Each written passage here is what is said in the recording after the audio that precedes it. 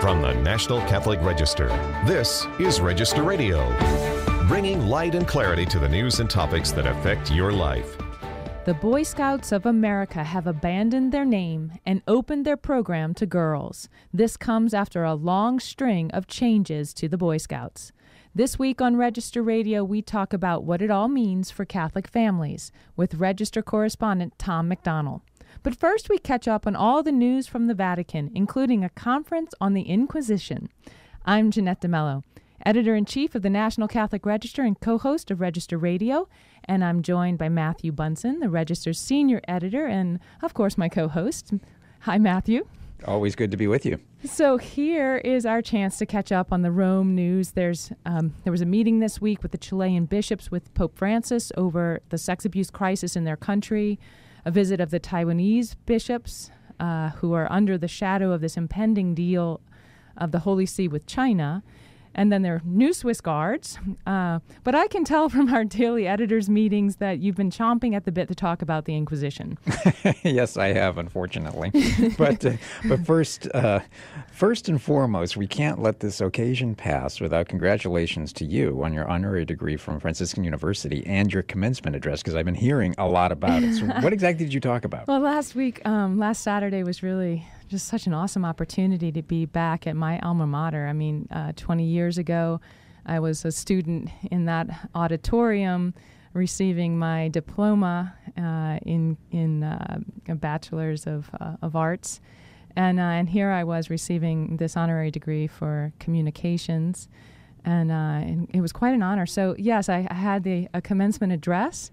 And first, I talked about my experience at the university and what it gave me, and really those were three things. It was wonderful learning, critical thinking, and life of prayer and the sacraments, and then community. And I told them that I left the university not knowing what I was going to do next, but I had in my mind that I don't know what's next, but I know it's going to be good. And I told them that it's likely the same thing if they hang on to what they've learned at the university. It was a lot of fun, and I start with an engaging story, so I encourage our listeners to read it if they like. I have a blog on ncregister.com called Dear Class of 2018, Follow Jesus and Hold on to These Three Things. So, Matthew, thanks a lot for bringing that up. It really was an honor, and I love to share the opportunity with others to listen in. So, well, plus it's a really good speech. Thanks, I appreciate that. I don't do much writing these days, so it was kind of fun to work on that one. Yeah. So, but let's get on to the Inquisition. It's a very controversial topic. I don't really know all that much about it, so I'm going to pitch to you to fill us in on what this conference was all about.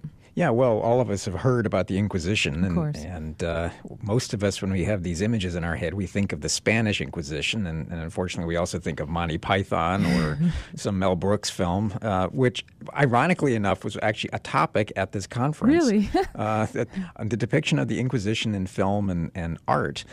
And what this was a conference in Rome called the Roman Inquisition and its archives. And it looked specifically at the Inquisition that took place in Rome. So, I mean, there were three big Inquisitions. There's the medieval, the Roman, and the Spanish. And then this one looks at the Roman one. And it's notable because this is the 20th anniversary of the opening of the archives of the Congregation for the Doctrine of the Faith by a name that we all know, that's Cardinal Joseph Ratzinger, right, of course, who went on to become Pope Benedict XVI, to allow scholars to go in with complete transparency and work with all of the files in the Congregation of the Doctrine of the Faith, what used to be called the Office of the Inquisition and then the Holy Office.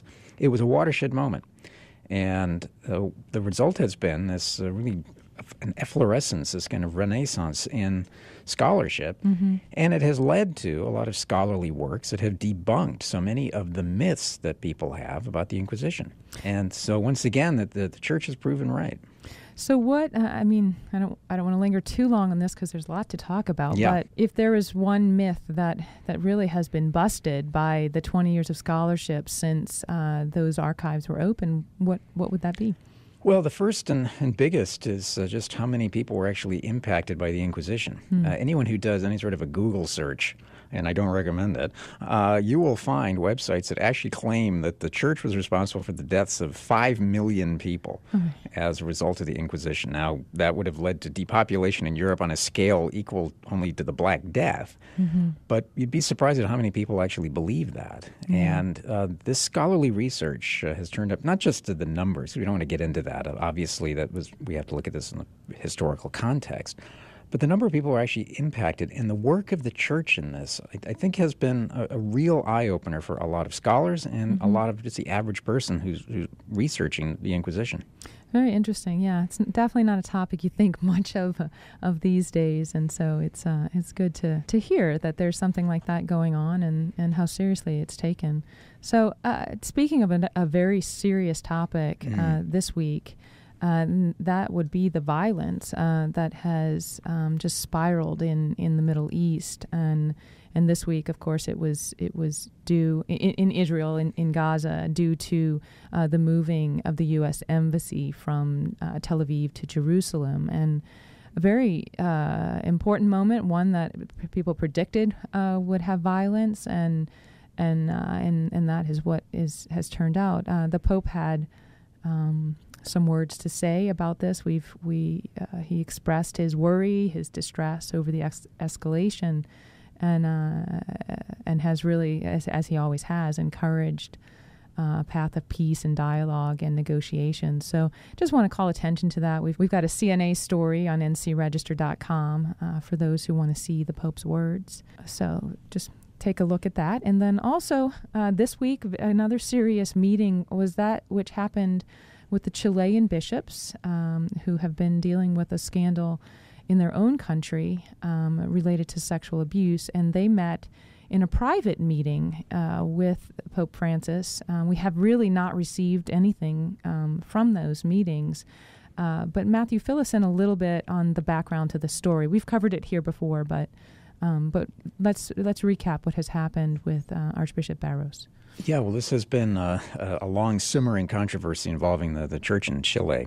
As you note, Bishop Barros is somebody who has been accused of failing to deal with the sex abuse crisis effectively, and there are all sorts of charges flying in all directions. Now, it's sort of escalated into an international incident because Pope Francis had somewhat by his own phrasing, said some things that were not correct in a press conference in the return flight from Chile and Peru back to the Vatican just a couple of months ago. And he himself issued a very public and pointed apology for what he has described as errors in perception and judgment. And that's a direct quote of the Holy Father regarding the handling of the cases and some of his own comments. So obviously then the stakes were very high when the Chilean bishops actually came to the Vatican as part of Pope Francis's efforts to deal directly and very forthrightly with this crisis. And so they spent 3 days in meetings with Pope Francis. And one of the things that was really striking about this was in the lead up to it, the Chilean bishops themselves have vowed to end abuse, which doesn't come as a surprise to anybody. But how they are helping the situation by being so blunt about it and taking responsibility for it and focusing very heavily, as Pope Francis has, on the victims in these cases. Yes, one thing I thought was very interesting, Elise Harris at Catholic News Agency had an analysis about this, and she had pointed out that this is kin to 2002 when all the U.S. bishops were summoned to Rome to discuss the sexual abuse scandal in the United States and how to handle it. And that was an interesting way to look at this, because of course these are all the bishops of Chile, and they are being now asked to tighten the way they handle, to really have a much more formal way of handling these kind of mistakes. And of course, as you've said, the very first thing is to ask for forgiveness and for the ways they have mishandled it. So it's a very key moment in that country. Of course, it's yet to be seen what will take place going forward. Edward Penton had an interesting blog on this. It was about another little bit of news in Chile on abuse, and it related to abuse case at a Jesuit high school that also seemed to have been mishandled. in the country, and so he draws attention to that as well as this bishops' meeting, and that can be found on Edward's blog at ncregister.com. Yeah, and one of the things that's so notable, especially about Edward's coverage and the coverage in the part of Catholic media, is how we can't hide from these stories. That we need to do our job in Catholic media in reporting them, but being very fair in how we do it. But it does nobody any good if we pretend that these cases haven't happened, or if we try not to cover them. That's right.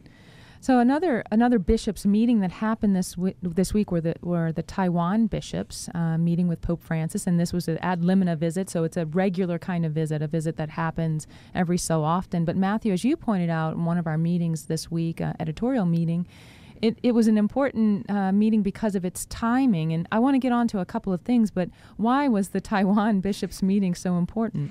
Well, here we are. We have the Taiwan bishops meeting with Pope Francis, I think for the first time in about 10 years because of the way the cycle works. It's supposed to be every 5 years, but you had the resignation of Pope Benedict, and then you had Francis coming in, so everything got moved. So here we have 7 Taiwanese bishops meeting with Pope Francis right under the shadow, as you noted, of an impending deal with the People's Republic of China. Now, for those who aren't aware, the People's Republic of China considers Taiwan just to be another province of China, whereas Taiwan, based in Taipei, looks at itself as an independent country.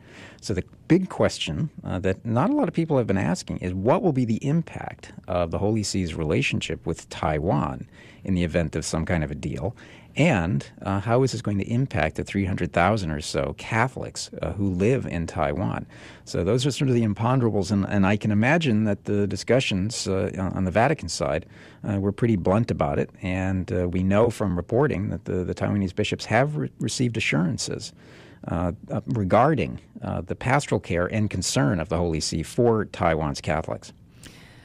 Okay. Swiss Guards. We don't have much time, but there are new Swiss Guards, and it was kind of a memorable year. Something about new hats. That's right.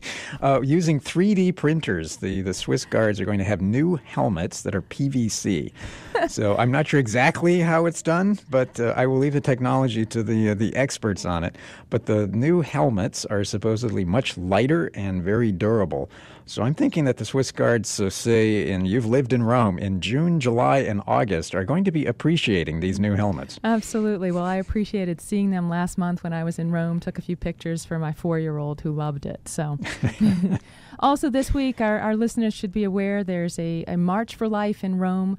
Look at ncregister.com for some of the coverage of that March for Life, and we can join them in praying for the unborn and for the dignity of life. When we come back, we'll talk to Register correspondent Tom McDonald about what used to be called the Boy Scouts of America. More when we return. Father Wade Menezes talks about the National Catholic Register. As the National Catholic Register celebrates its 90th anniversary, I think that says a lot about the publication. It works. It's solidly Catholic. It presents the teachings of the Church unabashedly so, and also guides its readers to be even more solidly Catholic themselves. One of the major effects that I think the Register has on its readers is that it elevates the intellect. Whether it be a faith item or a news item, it presents the news and the faith item in a very balanced way. One thing that the Register can never be accused of is being too far left or too far right.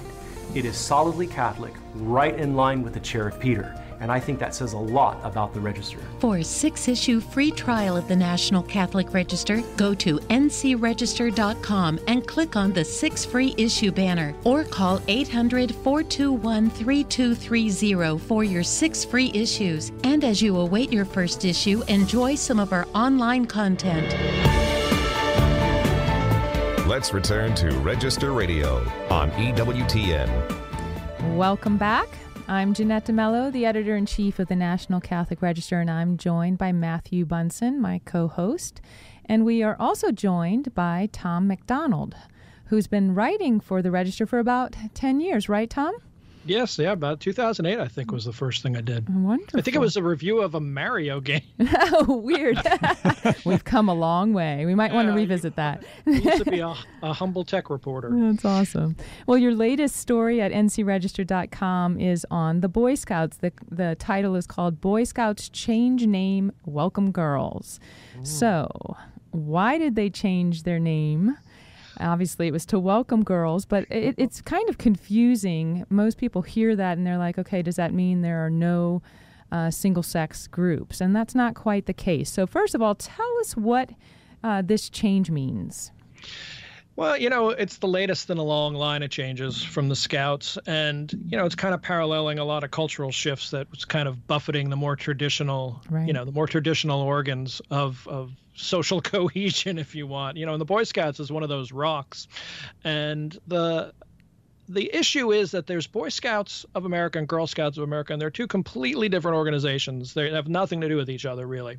And the problem is a lot of parents don't care for the Girl Scouts. And a lot of parents with boys also have daughters who wind up coming to Boy Scout meetings. This happened with us. We are a scouting family. Mm-hmm. My wife was leadership. I had some leadership. Hers was higher than mine. And she even did, we had a daughter in Girl Scouts for a year, so she did that leadership training too.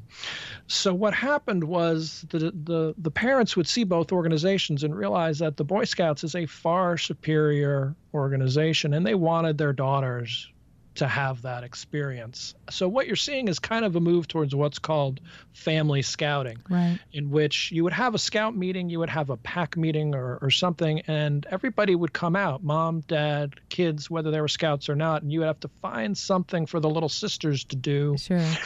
And, they'd say, wait a minute, we're doing this boring stuff and we're being this army of cookie sellers over here. Can do what the boys are doing. They're doing cool things. They're firing weapons and they're learning gun safety and they're learning bow and arrow safety and camping and life saving and electronics, all kinds of things when you get into the Boy Scouts. And the Girl Scouts didn't really have a program that vigorous. And I think that's what you see. You also see that the Boy Scouts were having declining enrollment. Mm-hmm.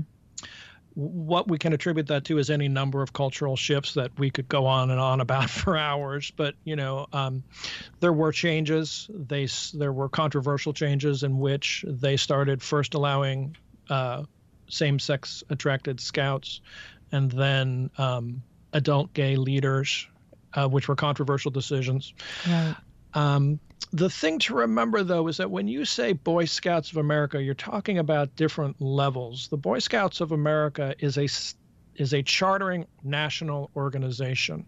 And what they do is they charter local organizations through churches, civic groups, community organizations to create the actual troops, dens, packs, these different organizations. The smaller groups, right. These smaller groups.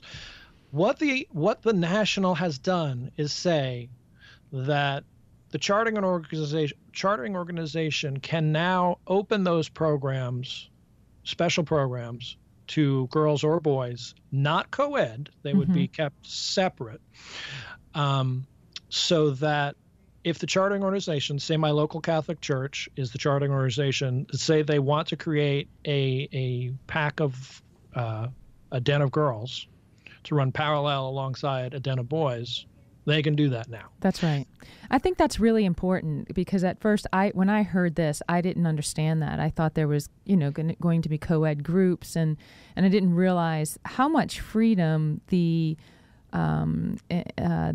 groups had, the chartering groups had. Sure. So the church, the parish, the local troops had to be able to decide how to integrate the girls into the larger troop, which in this sense means there are two different groups, and they're essentially doing the same program. So reading your story was really helpful for me because it clarified actually what was happening. I was surprised, honestly, when I first saw this, and Matthew too, I think had the same reaction. We were like, oh my goodness, they're just, why are they even calling themselves BSA? Because that stands for Boy Scouts of America. Right. They're, it's Scouts BSA is the new name. Yeah, it's not a good name. No, and Matthew and I both it begs the question, what does the B stand for? Yeah. So but also especially coming on the heels of all of these other changes. Right. We had snarky responses to this, and so your article helped me to understand a little bit better what was happening, and I was really surprised by some of the positive opinions of the people you talk to in these Catholic groups. Now, of course, the Mormons have pulled out entirely. They're not going to be doing Boy Scouts. They're going to create their own. But you really talked to some Catholics who had positive opinions. I talked to about 13 different Catholics involved in scouting and wound up interviewing, I think, 6 of them for the story and monitoring a lot of conversational threads because it all blows up at once. And then, the internet can be a fact-free zone until the actual data gets out. And people are saying, they're ruining the scouts. And I'm like, I am very sympathetic to the dissenting voices who say this is bad, and we have those in the story as well because I truly understand where they're coming from. Right. But I found, to my shock, when I was doing rough polls, when I was reading comments, I was running about 5-1 from actual scouting families now, not just people making noise on Twitter. About 5-1 in favor of it for the reasons I cited, because, there's GSA, the Girl Scouts, is very compromised. There's been long-term concerns, which they deny, and it's a whole other issue of their involvement with Planned Parenthood. But there's no denying that it's oriented towards a very politically correct, socially progressive kind of atmosphere in the Girl Scouts, right, of America that, the Boy Scouts tend to skirt that and just do the stuff. I mean, when we were Scouts, when my son was earning a badge or a marksmanship thing, he was just doing the thing itself. He wasn't, talking about his feelings while doing it, and he wasn't trying to, change the world while he was doing it. They do community service projects, don't get me wrong, in the Boy Scouts and the Girl Scouts. I don't want to knock the Girl Scouts. I know this is a lot. I'm sure the experiences always can shift on the ground if you get a really good leader locally. But what I found again and again was parents saying, we want these options. And when I found somebody who was more oriented towards the cultural debate, I agree with that too. This is the Boy Scouts. We're coming up with fewer and fewer boy-only places. For instance, if a girl wants to join the baseball team, that's going to happen. If a boy wants to join the girls' softball team, that's not going to happen.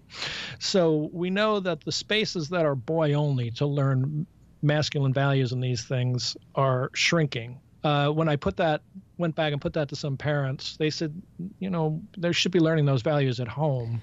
Right, but they still have the opportunity, from what I understand, they still have the opportunity to do that because the groups themselves are boys and then they're girls. One of the questions that I really asked, and I have an interest in studying the complementarity of the sexes, and I've done a lot of reading on that. And so it is totally fine for the girls to obviously want to do the things that the Scouts are doing.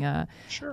But, girls have different gifts. They love to talk about their feelings as they're doing these things, I'm guessing boys not so much. Right. God, it would have been terrible if they had integrated any of that kind of stuff into those boys' programs. They just wouldn't know what to do. So it's interesting to me that they're not changing, at least they have no plans right now, to change the curriculum or the program itself to fit the girls. It's just the girls assuming the boys' program. And so that's a little interesting to me because there is this factor of complementarity that deserves some kind of attention. And some of the people in your article did bring that up.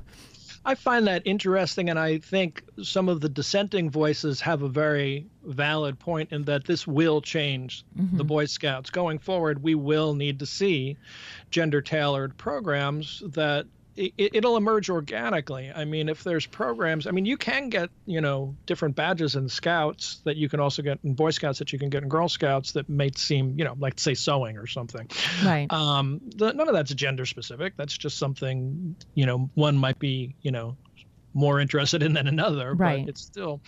But I imagine going forward, and this is Domenico Bettinelli is in the story commenting, and he's supported it. He is a podcaster and a blogger as well, and he identifies the objections is the camel's nose under the tent, which is a valid objection, meaning that this change, which seems reasonable now, is just, a change, a harbinger of further change and compromise down the road that will erode the identity of the Boy Scouts in the long run and make it less Boy Scout. Again, I'm sympathetic to that. I'm sympathetic to those arguments, and that's why I included them all. I think everybody that commented was, unless they're just orienting it towards the larger, everybody commented focusing on the Boy Scouts themselves had very valid points. Right. I thought.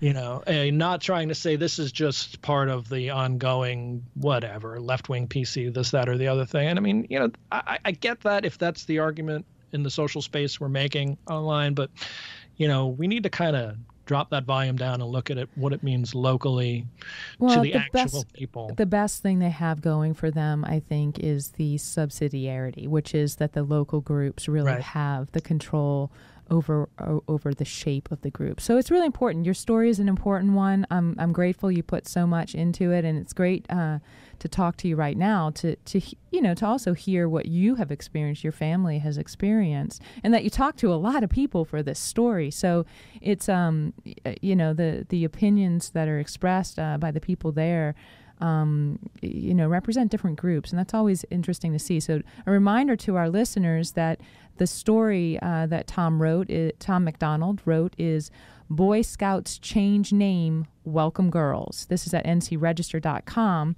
And of course, there have been many other stories. I think Tom covered some of this, and that was the 2013 change to lift the ban on same-sex attraction, and the 2015 allowing of openly homosexual men to be leaders. And of course, last year they allowed those girls who identify as boys into the program, so transgender children into the program. So there's been a long line of changes, but this one seems to be a bit different, and perhaps many Catholics can make good of this. And so, Tom, thanks so much for joining us. Thanks for having me.